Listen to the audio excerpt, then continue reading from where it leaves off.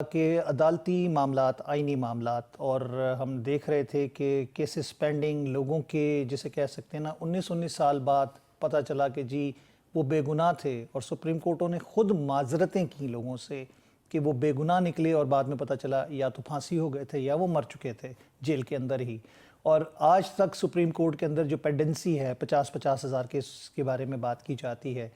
اب یہ constitutional court کے حوالے سے اور اس کو قائم کرنے کے حوالے سے بڑے اعتراضات سننے میں آئے، بڑے سخت قسم کے الفاظ ہم نے سنے، اپوزیشن کی طرف سے احتجاج ہو رہا تھا اسمبلی کے اندر۔ آپ کو کیا لگتا ہے کہ ان معاملات سے عدلیہ میں انصاف کی فراہمی آسان نہیں ہوگی؟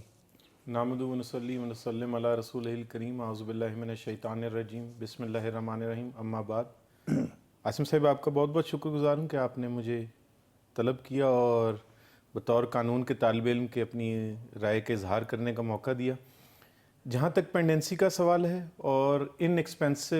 ڈیلیوری آف جسٹس ہے، تو وہ تو ابھی تک ایک خواب ہی ہے، اور اس ترمیم کے بعد بھی وہ کتنا وہ خواب پایا تکمیل تک پہنچتا ہے یا وہ حقیقت بن پاتا ہے، یہ تو اب جب federal constitutional court, supreme court اور ہائی کورٹ کام شروع کریں گی تو پتہ چلے گا۔ گزشتہ کم از کم ایک دہائی سے ایٹ لیسٹ ٹاپ کورٹ کا فوکس ڈیلیوری آف جسٹس پہ کم اور سو موٹو ایکشنز کی طرف زیادہ رہا، جس کے لیے بہرحال ان کے پاس آئین میں اختیار موجود ہے۔ تو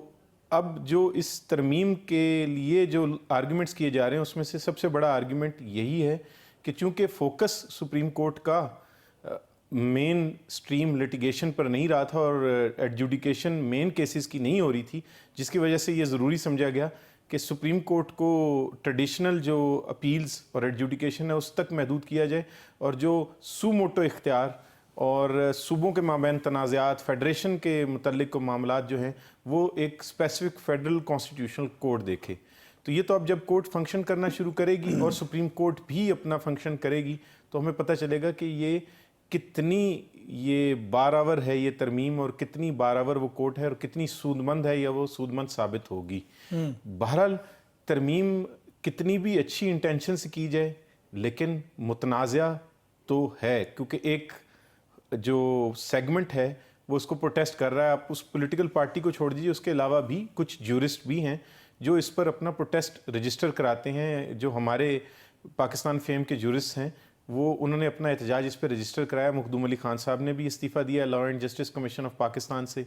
تو اب حکومت کے لیے بہرحال وزن اور حکومت پر برڈن زیادہ ہے کہ اب وہ اتفاق رائے اس ترمیم کے لیے اب شروع کر دے، یہ نہ کرے کہ اب چونکہ اچیو کر لیا ہے تو سمجھیں کہ جو کچھ ہو گیا وہ ہو گیا۔ جمہوریت میں بہرحال اب جب انہوں نے اچیومنٹ کی ہے تو ان پر برڈن ایک یہ ہے کہ وہ کنسنسس ڈیولپ کریں، اس معاملے کے لیے ڈائیلاگ کریں ہر ایک کے ساتھ، جورسٹ کے ساتھ کریں، پولیٹیکل پارٹیز جتنی بھی ہیں، بہرحال پولیٹیکل اینٹیٹیز ہیں، ان سے وہ ڈائیلاگ کر کے کوئی کنسنسس سے جہاں عوام کو ان ایکسپینسو جسٹس ڈیلیور ہو سکے، فیصلے مقدموں کے ہو سکے، یہ نہیں کہ 4 جنریشنز گزر جائیں اور مقدمہ وہیں کا وہیں ٹھہرا رہے۔ یہ ایک بہرحال حکومت پر اب ذمہ داری عائد ہوتی ہے۔